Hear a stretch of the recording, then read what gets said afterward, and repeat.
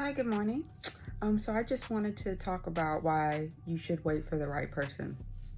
Um, in the Bible, women have literally died because of their husbands.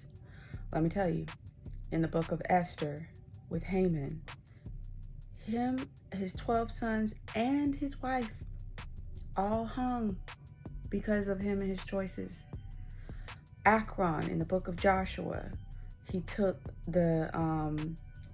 some gold and silver when they circled around that town, when Rahab the prostitute hid them in her house in the wall, the two spies, and then she lowered down a rope and helped them escape, and they came back and took the town, but they saved Rahab and her family. And they circled that building or the town, the city wall, whatever, once every day for 6 days, and then on the seventh day they circled it 7 times, and they all shouted. And God told them, don't take any of their gold or jewelry or clothing. It's all the Lord's, like in that particular case, because sometimes God will tell them they could have this stuff, but for that one he said, you don't take that stuff, you'll bring a curse on the people. So a guy named Akron took some stuff and hid it. He took like a gold bar, 30 pieces of silver, and a robe or something like that. He died for that. Him, his wife, and his children, they were all stoned. And he admitted it. I mean, he didn't admit it on his own free will. It was after they went to battle, and I think 36 of their men died in a battle, and they were like, well, we thought God was with us. And then God told Joshua, somebody took some of the detestable stuff I told y'all not to take, and God told Joshua who it was, and Akron ended up admitting it. But him, his wife, and his children were stoned to death. Honey, be careful who you marry. Wait on God. Third case, what else was I thinking? Okay, in the book of Daniel, when Daniel was thrown into the lion's den, and those 2 men, I think, falsely accused Daniel. And even the king himself was like, dang, I can't take back my decree. But the king fasted and prayed for Daniel. And as we all know, God shut the mouth, sent an angel to shut the mouths of the lions. And Daniel came out unscathed. Guess who got thrown in to the lion's pit? Those 2 men that wrongfully accused Daniel, their wives, and their children. That's 3 cases I done told you now in the Bible of women and their children being killed, unalived, by their association with the man that they married, being linked to the man that they married, because God made Adam first and then he made Eve. And I'm not diminishing our role as women, but that man is your head and your covering on earth, which is why when you're not married, Jesus Christ is your husband and your covering. We are the bride of Christ. So Jesus covers me because I'm an unmarried woman, right? But when you become yoked with a man or a woman, you 2 are one.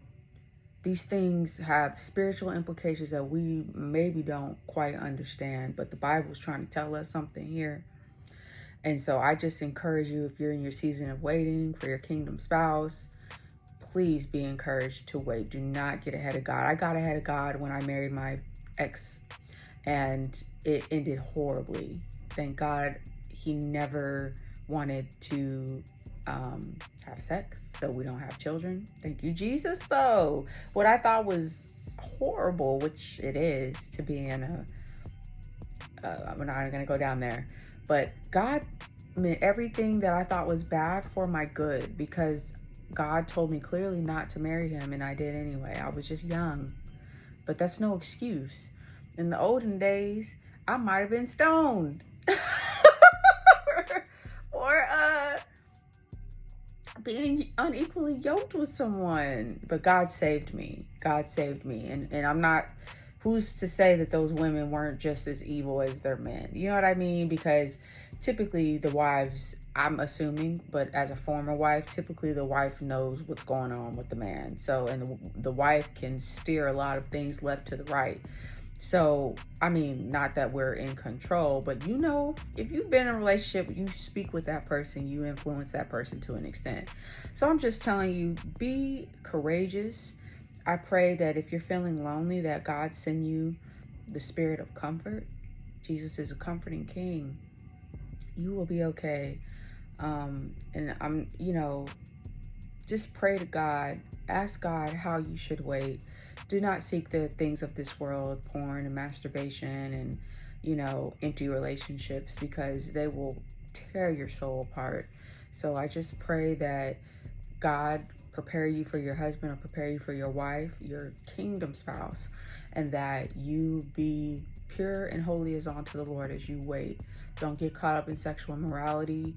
Don't abuse yourself by touching yourself sexually. Hold out.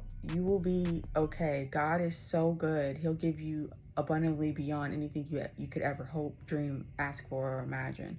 So just, take this in mind as a cautionary tale that thank God maybe you're not yoked with someone from your past who could have led you down a path of destruction, could have gotten you killed or killed you or worse.